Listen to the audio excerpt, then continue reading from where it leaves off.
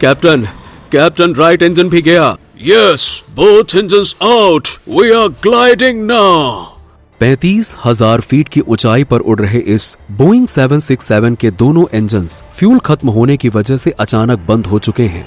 Plane हर 10 mile में 5,000 feet की ऊंचाई खो रहा है।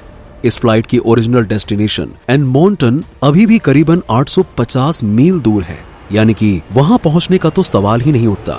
नीचे सिर्फ खेत, जंगल और छोटे छोटे कस्बे हैं। मतलब अगर प्लेन यहाँ कहीं भी नीचे उतरा तो ये लैंडिंग नहीं, क्रैश कहलाएगा।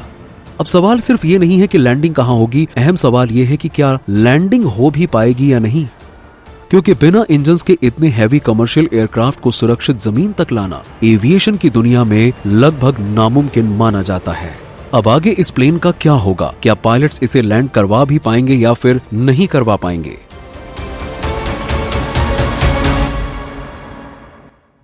यही हैरान कर देने वाली कहानी है एयर कनाडा फ्लाइट 143 की।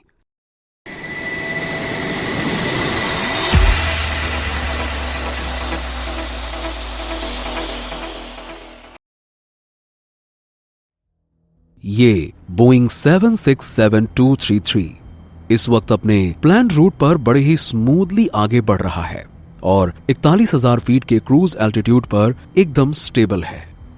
प्लेन को टेक ऑफ किए हुए लगभग 1 घंटा 15 मिनट बीत चुके हैं और कॉकपिट में कोई पैनिक या इमरजेंसी सिचुएशन जैसा कोई माहौल नहीं है। वेदर ठीक है, टर्बुलेंस नहीं है और फ्लाइट प्लान के हिसाब से सब कुछ परफेक्ट चल रहा है। लेकिन आगे जो होने वाला है उसका किसी को भी जरा सा भी अंदाजा नहीं है। रात के करीबन 8:10 पर अभी कैप्टन और को पायलट आपस में कुछ बातचीत ही कर रहे होते हैं कि तभी उनकी नजर कॉकपिट के एक वार्निंग लाइट पर पड़ती है जो ये बताती है कि लेफ्ट फ्यूल पंप का प्रेशर लो है। Hey captain, look at here, left fuel pump का प्रेशर ड्रॉप हो रहा है। Okay, but let's confirm it and gravity feed पर फ्यूल मिलना चाहिए, बट मॉनिटर करते रहना। सो पहली नजर में उन्हें ये किसी सीरियस प्रॉब्लम जैसा नहीं लगा, क्योंकि मॉडर्न जेट्स में कभी कभी फॉल्टी सेंसर या पंप इशू की वजह से भी ऐसा हो सकता है। पायलट्स उसे मॉनिटर करते हैं और ये मान लेते हैं कि अगर पंप में कोई गड़बड़ हुई भी तो कोई दिक्कत की बात नहीं है, ग्रेविटी की हेल्प से फ्यूल फ्लो जारी रहेगा। लेकिन इससे पहले कि वो स्टेबल हो पाए, कुछ ही सेकंड्स के बाद एक और वार्निंग आती है जो बताती है कि राइट साइड का फ्यूल प्रेशर भी गिर रहा है। Sir, look at here, right side का भी प्रेशर लूज कर रहा है। कैप्टन 1 सेकंड के लिए इंस्ट्रूमेंट्स को घूरते हैं। तो पंप्स तो एक साथ फेल नहीं करते ऑफिसर, समथिंग रॉन्ग। अब सिचुएशन अलग लगने लगती है। 2 अलग अलग फ्यूल पंप्स का एक साथ फेल होना ये नॉर्मल नहीं है।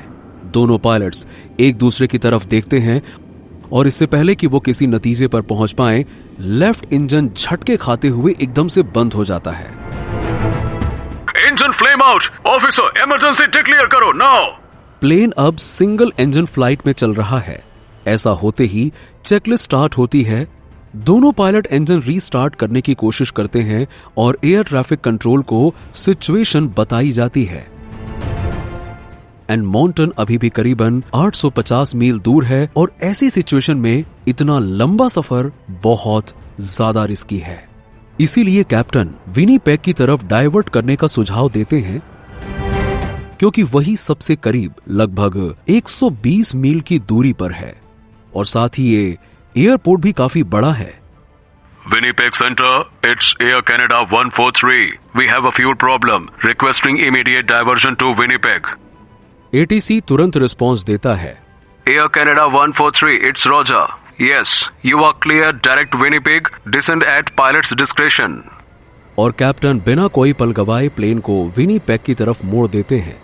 इसके साथ ही प्लेन का एल्टीट्यूड भी तेजी से घटना शुरू हो जाता है, क्योंकि सिर्फ एक इंजन के सहारे इतना हाई एल्टीट्यूड मेंटेन करना पॉसिबल नहीं है।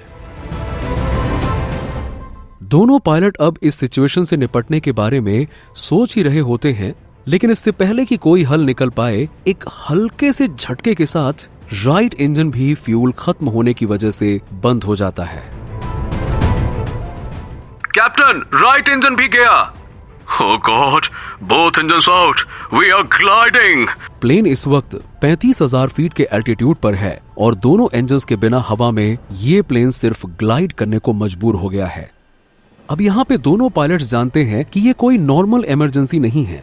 ये वो सिचुएशन है जिसमें हर डिसीजन, हर सेकंड और हर कैलकुलेशन जिंदगी और मौत के बीच फर्क तय करने वाला है। दूसरा इंजन बंद होते ही कॉकपिट की पावर कट हो जाती है, जिससे बोइंग 767 के इलेक्ट्रॉनिक सिस्टम्स काम करना बंद कर देते हैं, जैसे कि प्राइमरी फ्लाइट डिस्प्लेस ब्लैंक हो जाते हैं और कॉकपिट की लाइटिंग भी लिमिटेड रह जाती है। ये प्लेन अब कुल मिलाकर एक ऐसा एयरक्राफ्ट बन चुका है जिसमें पायलट्स के पास सिर्फ बेसिक कंट्रोल ही बचे हैं और इसी मोमेंट पर एयरक्राफ्ट के नीचे से एक छोटा सा प्रोपेलर ऑटोमेटिकली बाहर निकल आता है, जिसे रैम एयर टरबाइन या RAT कहा जाता है।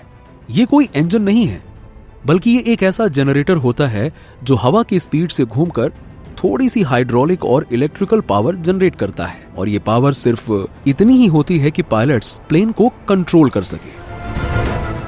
यानी कि इसका मतलब ये है कि जो प्लेन है वो अब ग्लाइड करते हुए स्टीयरिंग, पिच और रोल कर सकता है बस।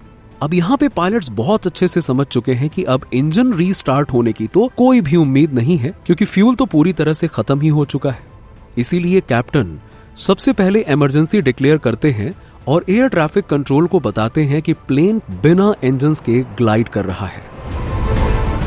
वैसे तो ये प्लेन पहले ही विनीपेग की तरफ डाइवर्ट कर चुका है, लेकिन इस वक्त प्रॉब्लम नंबर्स की है।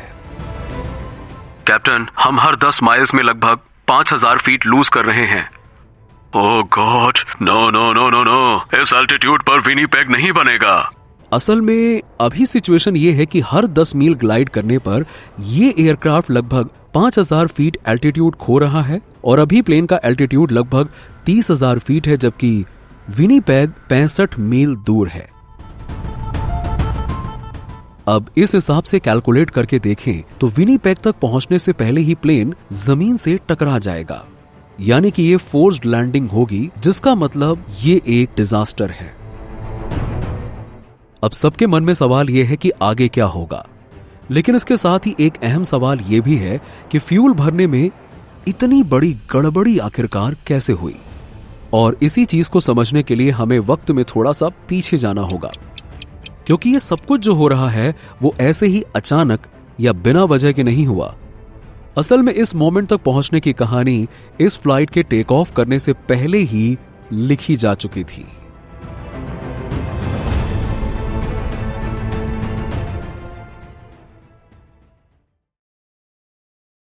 ये बात है जुलाई 1983 की। एयर कनाडा फ्लाइट 143 को मॉन्ट्रियल से एडमॉन्टन जाना था और बीच में ओटावा का एक शॉर्ट स्टॉप था। इस फ्लाइट के लिए जो एयरक्राफ्ट तय हुआ वो एक बोइंग 767 था, जो उस वक्त एयर कनाडा के फ्लीट में एक नया मॉडल था। ये प्लेन एक इंपॉर्टेंट चीज के मामले में पुराने एयरक्राफ्ट से अलग था, और वो नई चीज ये थी कि इसमें फ्यूल क्वांटिटी किलोग्राम्स में मेजर होती थी, पाउंड्स में नहीं। और असली प्रॉब्लम यहीं से शुरू होती है। असल में इस एयरक्राफ्ट का फ्यूल क्वांटिटी इंडिकेशन सिस्टम, जो कि बताता है कि प्लेन में कितना फ्यूल है, वो कुछ दिन पहले से ही खराब था। तो कॉकपिट में फ्यूल की जो नीडल होती है वो कभी कभी बिल्कुल ब्लैंक हो जाती थी।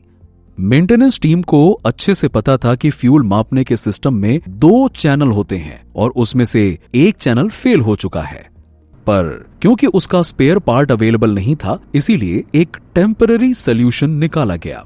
अब यहाँ पे मेंटेनेंस टीम ने एक चैनल को कंप्लीटली डिसेबल करके दूसरे चैनल के भरोसे प्लेन को सर्विसेबल डिक्लेयर कर दिया, बस एक कंडीशन के साथ। और कंडीशन ये थी कि हर फ्लाइट से पहले फ्यूल को मैनुअली मापा जाएगा। मैनुअल चेक करने का मतलब था कि फ्यूल गेज पर भरोसा नहीं करना, बल्कि एक रॉड जैसी चीज, जिसे ड्रिप स्टिक कहते हैं, उससे सीधा टैंक के अंदर जाकर फ्यूल मापना है। इससे यानी कि मैनुअली नापने से फ्यूल की क्वांटिटी लीटर्स में पता चल जाती थी और उसके बाद इस लीटर्स को वेट में कन्वर्ट करना होता था, क्योंकि प्लेन फ्यूल वेट के हिसाब से उड़ता है, वॉल्यूम के हिसाब से नहीं। तो कुल मिलाकर पेपर पर तो ये सिस्टम बड़ा सेफ लगता है, लेकिन यहीं पर एक छोटा सा ह्यूमन एरर पूरे सिस्टम को फेल करने वाला था। असल में कनाडा उस वक्त मैट्रिक सिस्टम पर शिफ्ट कर रहा था और जमीन पर काम करने वाले लोग व पायलट्स दोनों पुराने इंपीरियल सिस्टम के आदी थे, जहां फ्यूल पाउंड्स में कैलकुलेट होता था। ऐसे में जब फ्यूल भरने वाले एम्प्लॉय ने फ्यूल डेंसिटी का नंबर दिया तो वो नंबर पाउंड्स पर लीटर में था, लेकिन कॉकपिट क्रू ने उस नंबर को किलोग्राम्स पर लीटर समझ लिया। मतलब वो नंबर वही था, लेकिन यूनिट गलत थी।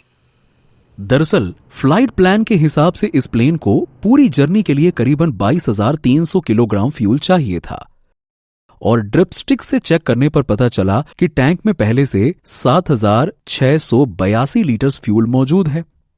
लेकिन किलोग्राम्स और पाउंड के गलत अजम्पशन की वजह से क्रू को लगा कि प्लेन में करीबन 13,600 किलोग्राम फ्यूल है, जबकि रियलिटी में यह फ्यूल सिर्फ और सिर्फ 6,100 किलोग्राम के आसपास था।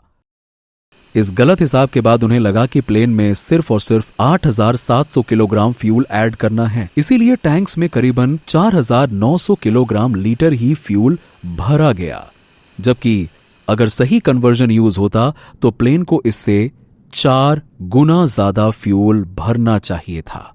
और रिजल्ट ये हुआ कि मॉन्ट्रियल से उड़ान भरते वक्त पेपर पर तो प्लेन के पास में 22,300 किलोग्राम फ्यूल दिख रहा था, लेकिन रियलिटी में टैंक्स के अंदर सिर्फ और सिर्फ करीबन 10,100 किलोग्राम फ्यूल बचा था।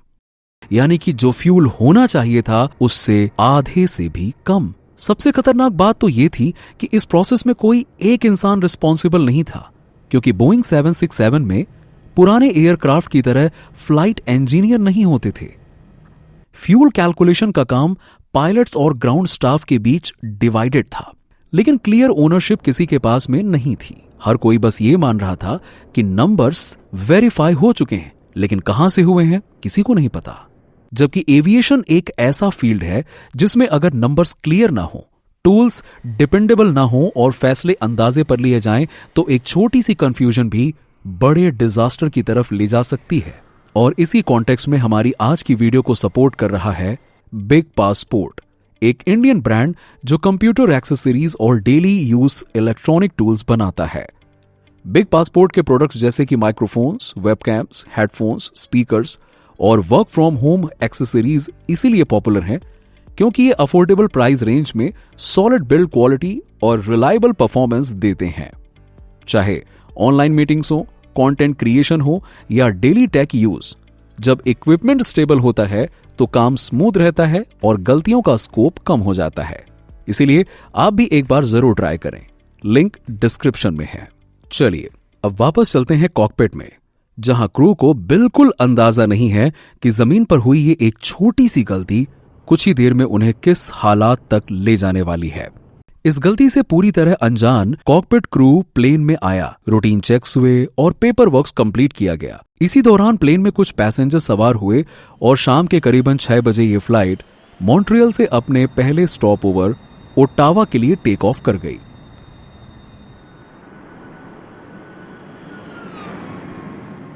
मॉन्ट्रियल से ओटावा तक का सफर काफी शॉर्ट था, इसीलिए इसमें ज्यादा फ्यूल बर्न नहीं हुआ। यहां पर गलती पकड़ने का एक मौका जरूर मिला, लेकिन क्रू से वही गलती दोबारा रिपीट हो गई। दरअसल ओटावा में फ्यूल को फिर से मैनुअली मेजर किया गया। ड्रिप स्टिक से फ्यूल क्वांटिटी लीटर्स में निकाली गई। ग्राउंड स्टाफ ने एक बार फिर से फ्यूल डेंसिटी का नंबर दिया, जो कि पाउंड्स पर लीटर में था, लेकिन कॉकपिट में उस नंबर को दोबारा से किलोग्राम्स पर लीटर समझ लिया गया। अब ये सब होने के बाद कुछ पैसेंजर्स प्लेन से उतर गए जिन्हें ओटावा तक ही जाना था, और कुछ आगे के सफर के लिए इसमें सवार हो गए।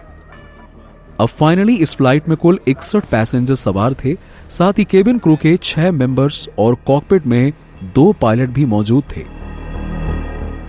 कैप्टन थे रॉबर्ट बॉब पियर्सन। उस वक्त उनकी उम्र करीबन 48 साल थी और वो एयर कनाडा के एक एक्सपीरियंस्ड पायलट थे और साथ ही ग्लाइडर फ्लाइंग का भी अच्छा एक्सपीरियंस रखते थे। सिर्फ हवा, एल्टीट्यूड और स्पीड के बैलेंस पर ग्लाइडर को कंट्रोल करना बेस्ट ग्लाइड स्पीड मेंटेन करना और लिमिटेड हाइट में सेफ लैंडिंग प्लान करना उनकी प्रैक्टिकल स्किल थी। और आज उनकी इन्हीं स्किल्स का एक रियल टेस्ट होने वाला था। उनके साथ थे को पायलट मर्सी क्विंटल, उम्र करीबन 36 साल, जो पहले रॉयल कैनेडियन एयरफोर्स में पायलट रह चुके थे। आने वाले खतरे से अनजान इन दोनों पायलट ने फ्लाइट को आगे बढ़ाया और प्लेन ओट्टावा से एडमॉन्टन के लिए शाम लगभग 6:53 पर टेक ऑफ कर गया।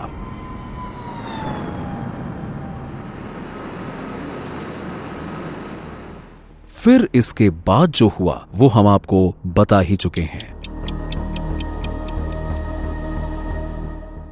इस वक्त प्लेन के दोनों इंजन्स बंद हो चुके हैं, फ्यूल बिल्कुल खत्म हो चुका है और बोइंग 767 हवा में सिर्फ ग्लाइड कर रहा है।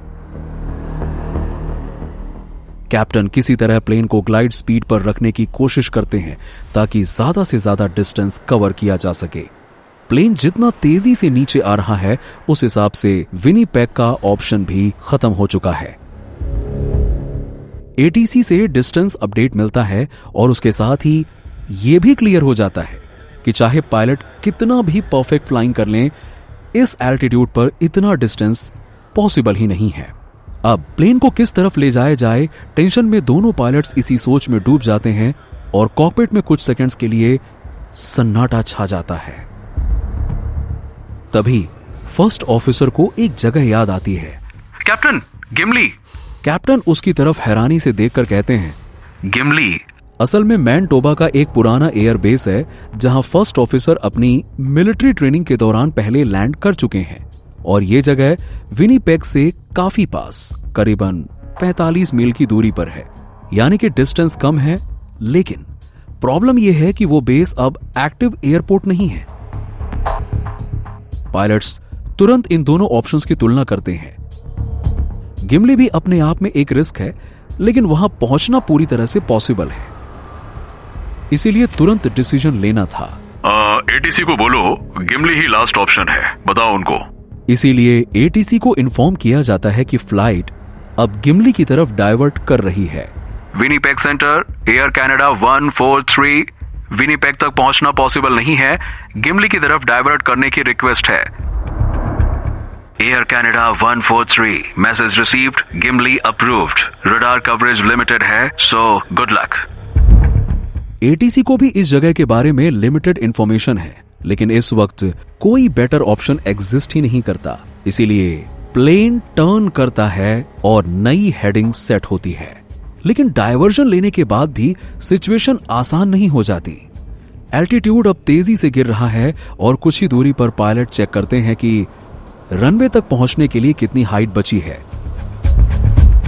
क्योंकि अब प्लेन 26,000 फीट की ऊंचाई पर है और मार्जिन लगभग 0 हो चुका है। दोनों पायलट जानते हैं कि उनके पास प्लेन को लैंड कराने का सिर्फ एक ही मौका है।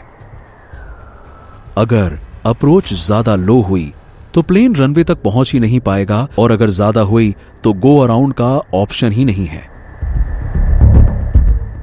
और इसी प्रेशर के साथ पायलट उस जगह की तरफ बढ़ रहे हैं जहां उन्हें या तो रनवे मिलेगा या फिर कुछ भी नहीं।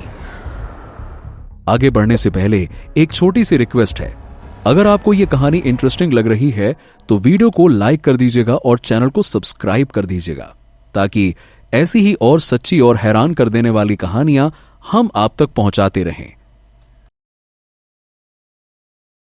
प्लेन को ग्लाइड करते हुए करीबन 15 मिनट बीत चुके हैं और एल्टीट्यूड अब 5,000 फीट के नीचे है। यहीं पर पहली बार सामने गिमली एयरबेस थोड़ा थोड़ा धुंधला सा दिखाई देना शुरू होता है। लेकिन जैसे जैसे गिमली नजर आना शुरू होता है उसी पल एक नई प्रॉब्लम सामने आकर खड़ी हो जाती है। रनवे अब सिर्फ 3 से 4 मील की दूरी पर है और पायलट इसे देखते ही तुरंत समझ जाते हैं कि एयरक्राफ्ट बहुत ज्यादा ऊंचा है और इसकी रफ्तार बहुत तेज है। कैप्टन, हम बहुत हाई पे हैं और स्पीड भी लिमिट से काफी ऊपर है। हाँ, यस, इस प्रोफाइल पर हम रनवे के ऊपर से निकल जाएंगे। असल में इस वक्त प्लेन रनवे से करीबन 3,000 फीट की ऊंचाई पर है, जबकि उसकी ऊंचाई 1,500 फीट के नीचे होनी चाहिए थी। नॉर्मली इस स्टेज पर फ्लैप्स और स्पॉयलर्स डिप्लॉय करके स्पीड और एल्टीट्यूड दोनों कंट्रोल किए जाते हैं, लेकिन दोनों इंजन्स बंद होने की वजह से ये सिस्टम नहीं काम कर रहे हैं। और यही वो पल है जिसमें कैप्टन रॉबर्ट बॉब पियर्सन की ग्लाइडिंग स्किल का सबसे बड़ा टेस्ट होता है। वो अपना सारा एक्सपीरियंस इसी मूवमेंट में झोंक देते हैं और एक ऐसा रिस्की डिसीजन लेते हैं जो आमतौर पर कमर्शियल जेट्स में यूज नहीं होता। ऑफिसर, हमें हाइट जंप करनी होगी अभी। क्या आप फॉरवर्ड स्लिप की बात कर रहे हैं? हाँ, अभी नहीं किया तो कभी नहीं कर पाएंगे। वो एक फॉरवर्ड स्लिप मैनोवर लगाते हैं, यानी कि आसान भाषा में कहें तो वो प्लेन को जानबूझकर सीधा नीचे नहीं बल्कि हल्का सा तिरछा कर देते हैं। कंट्रोल्स को क्रॉस कर दिया जाता है जिससे एयरक्राफ्ट साइडवेज फिसलता हुआ हवा को ज्यादा काटता है। इससे फायदा यह होता है कि प्लेन ज्यादा आगे बढ़े बिना बहुत तेजी से ऊंचाई खोने लगता है। लेकिन हाँ, ये तरीका ग्लाइडर फ्लाइंग में आम है, लेकिन इतने बड़े जेट के साथ इसे करना बहुत रिस्की है। फिर भी कैप्टन सिचुएशन को देखते हुए ये रिस्क उठाते हैं। केबिन के अंदर पैसेंजर्स को भी थोड़ा अलग सा मूवमेंट फील होता है। इस मैनोवर के दौरान रैम एयर टरबाइन पर हवा का फ्लो कुछ देर के लिए डिस्टर्ब होता है। कंट्रोल्स बहुत हैवी हो गए हैं, रिस्पॉन्स स्लो है captain. I know, tightly hold it, बस ग्लाइड बनाए रखो। ये मैनोवर सच में काम कर जाता है, क्योंकि इसकी वजह से प्लेन समय रहते एक्स्ट्रा ऊंचाई को कम करने में कामयाब हो जाता है। एंड बिल्कुल लास्ट मोमेंट पर कैप्टन एयरक्राफ्ट को वापस से सीधा करते हैं। लेकिन अभी एक मुसीबत से निकले उन्हें चंद सेकंड्स भी नहीं बीते होते हैं कि तभी सामने का नजारा उनके होश उड़ा देता है। नीचे एयरबेस पर उन्हें काफी सारे लोग और चहल पहल दिखाई देती है। कैप्टन, रनवे पर लोग हैं। असल में गिमली कोई एक्टिव कमर्शियल एयरपोर्ट नहीं है, ये एक डीकमीशन्ड एयरबेस है जिसका एक हिस्सा रेसिंग ट्रैक और पब्लिक एरिया के रूप में यूज हो रहा है। नीचे रनवे पर पहले से लोग खड़े हैं, रेसिंग चल रही है और बच्चे साइकिल्स चला रहे हैं। वहां मौजूद लोगों को अचानक से जब बिना किसी इंजन की आवाज के एक बड़ा सा जेट एयरक्राफ्ट नीचे आता दिखाई देता है तो कुछ लोग समझ ही नहीं पाते हैं कि आखिर ये हो क्या रहा है। और जैसे ही उन्हें सिचुएशन समझ आती है, लोग तुरंत साइड की तरफ भागना शुरू कर देते हैं। पायलट्स के लिए अब मामला और ज्यादा सीरियस हो चुका है, क्योंकि अगर लैंडिंग सही नहीं हुई तो जमीन पर मौजूद लोग भी मारे जाएंगे। अब रनवे बिल्कुल सामने है, लेकिन तभी को पायलट की नजर लैंडिंग गियर इंडिकेशन लाइट्स पर पड़ती है, जो ये बता रही है कि नोज गियर लॉक नहीं है और बिना इंजन पावर के ये लॉक हो भी नहीं सकता। नोज गियर लॉक नहीं दिख रहा कैप्टन। ओके, ठीक है, जैसा भी है अब हमें उतरना ही होगा। Tightly hold it. इसका मतलब साफ है कि लैंडिंग के बाद जैसे ही प्लेन का आगे वाला हिस्सा जमीन को छुएगा, नोज नीचे बैठ जाएगा। कैप्टन और फर्स्ट ऑफिसर को यह रिस्क पता है, लेकिन अब कुछ भी करने का ना टाइम है और ना ही कोई और रास्ता। प्लेन अब जमीन के बिल्कुल करीब आ चुका है। आखिरकार मेन लैंडिंग गियर रनवे को हिट करता है और प्लेन हार्ड टच डाउन करता है।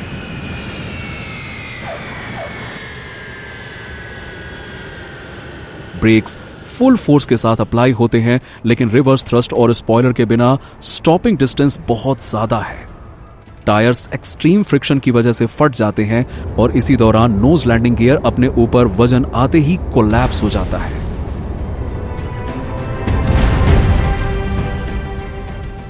प्लेन का आगे वाला हिस्सा रनवे पर घिसने लगता है, लेकिन यही घिसाव इस प्लेन के लिए सबसे बड़ी ब्लेसिंग साबित होती है, क्योंकि इसी की वजह से फ्रिक्शन और ज्यादा बढ़ जाता है और प्लेन जल्दी स्लो होने लगता है। रनवे के एंड पर लोग हैं और हर मीटर क्रिटिकल है, लेकिन नोज गियर टूटने की वजह से ये बोइंग 767 आखिरकार रनवे पर रुक जाता है।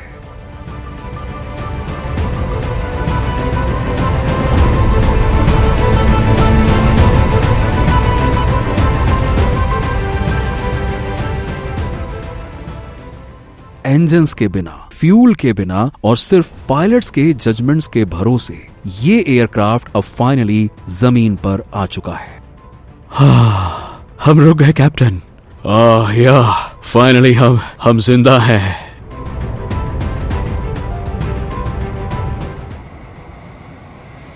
पांच या 7 नहीं बल्कि पूरे 17 मिनट ग्लाइड करने के बाद लैंड किया। ये लैंडिंग भले ही परफेक्ट नहीं है, लेकिन किसी डिजास्टर के मुकाबले ये लाख गुना बेटर है, क्योंकि इस पॉइंट पर एक ही चीज मैटर करती है कि प्लेन रुक चुका है, और वो भी सिंगल पीस में। प्लेन रुकते ही कुछ सेकंड्स के लिए एक अजीब सा साइलेंस छा जाता है। पैसेंजर्स को धीरे धीरे समझ में आता है ये लैंडिंग कोई नॉर्मल लैंडिंग नहीं है। केबिन क्रू तुरंत इवैक्यूएशन प्रोसेस स्टार्ट करते हैं। इमरजेंसी स्लाइड डिप्लॉय की जाती है, लेकिन नोज गियर कोलैप्स होने की वजह से प्लेन का आगे वाला हिस्सा नीचे और पीछे वाला हिस्सा ऊपर उठ चुका है। कुछ पैसेंजर्स को स्लाइड के एंड पर जंप करना पड़ता है, जिसमें कुछ लोगों को माइनर इंजरी लगती है, लेकिन किसी को सीरियस इंजरी नहीं होती, और 69 के 69 लोग प्लेन से जिंदा बाहर निकल आते हैं।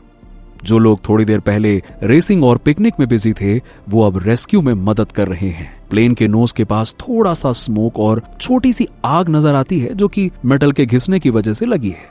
लोकल लोग और वॉलंटियर तुरंत फायर एक्सटिंग्विशर से आग बुझा देते हैं, और कुछ ही देर में इमरजेंसी सर्विसेज भी पहुंच जाती हैं। सब कुछ शांत होने के बाद शुरू होती है इन्वेस्टिगेशन, और नंबर्स दोबारा देखे जाते हैं। फ्यूल लॉग्स, कैलकुलेशंस, प्रोसीजर्स सब एग्जामिन किया जाता है, और जल्द ही ये क्लियर हो जाता है कि इशू कॉकपिट में नहीं बल्कि सिस्टम और प्रोसेस में था। मैट्रिक और इंपीरियल यूनिट्स के बीच हुई कंफ्यूजन, फ्यूलिंग में कोई क्लियर रिस्पॉन्सिबिलिटी का ना होना और फॉल्टी फ्यूल इंडिकेशन सिस्टम, इन सब ने मिलकर इस इंसिडेंट को जन्म दिया। पायलट्स और ग्राउंड स्टाफ पर शुरुआत में एक्शन लिया जाता है, लेकिन जैसे जैसे इन्वेस्टिगेशन आगे बढ़ती है, फोकस ब्लेम से ज्यादा लर्निंग पर शिफ्ट हो जाता है। यह भी एक्सेप्ट किया जाता है कि जिस तरह से प्लेन को लैंड किया गया, वो रेयर स्किल और प्रेशर ऑफ माइंड का एग्जाम्पल था। हादसे के बाद प्लेन की हालत देखकर सभी को लगा था कि अब कभी नहीं उड़ेंगे, लेकिन वही प्लेन कुछ ही दिनों में रिपेयर होकर दोबारा आसमान में लौट आता है, और ना सिर्फ लौटता है बल्कि 25 सालों तक रेगुलर कमर्शियल सर्विस में रहता है। लेकिन एविएशन हिस्ट्री में उसे अब उसके मॉडल नंबर से नहीं बल्कि एक खास नाम से जाना जाता है, गिमली ग्लाइडर। बाकी अगर आप जानना चाहते हैं कि पायलट की एक छोटी सी गलती की वजह से कैसे एक पूरा प्लेन पेट्रोल पंप से टकरा गया, तो आप आई बटन पर क्लिक करके उस वीडियो को भी देख सकते हैं। Thanks for watching.